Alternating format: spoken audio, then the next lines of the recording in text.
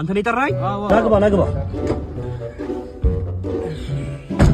ላስጀምረዋ? አዎ አስጀምሪው። እና ህይወት እንዴት ነው እንዴ? ቤት አላሰርክም? ያማል እንዴ? ውረድ። አንተ ታስቀጣኛለህ አይደል? ውረድ። እኔ ሰላምታም አልተመቸኝም። ውረድልኝ። ቤት ተሳታሰረ ማሻ አሰር። አሬ ግፈኛ። አስጀምረዋ እንዴ? ውጣ። ጭራሽ ከኔ ጋር ትመረኛለህ? አታ ውረድ። ምን ነው እናት እንዳላይ ቤት ሳታስርልን ተገላል። ቤት ሳታስርልን አንተ ና ወንድ ኮን ካመጥና ማለት ነው።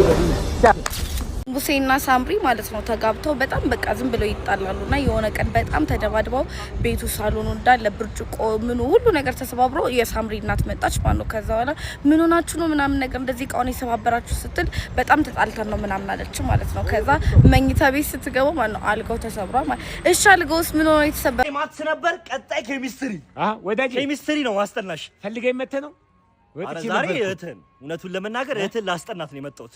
እህትን ላስጠናት ታውቃለህ እንግዲህ ትንሽ ከፍ ያለ ነው እውቀቴ ምናምን ከዚህ በፊት በዚህ ዙሪያ ላወራንም እንዴ? አትምጣ። የኛ ቤት ልጅ ችግር የለውም እውቀት አያንሳቸውም። እንደማያንሳቸው አውቃለሁ፣ ግን እሷ ትንሽ ደከም ብላለች። ገብቷላ? የኔን እውቀት ጥረት ምን አገባት? ድገም። ምን አገባ አንተ እንዴ? ጓደኛ አይደል ያንተ እህት የኔ ኧረ አካላቴ ድገም።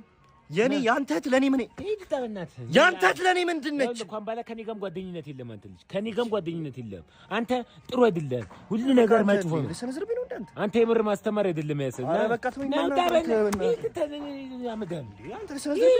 አንተ ሲያስቀፋፊ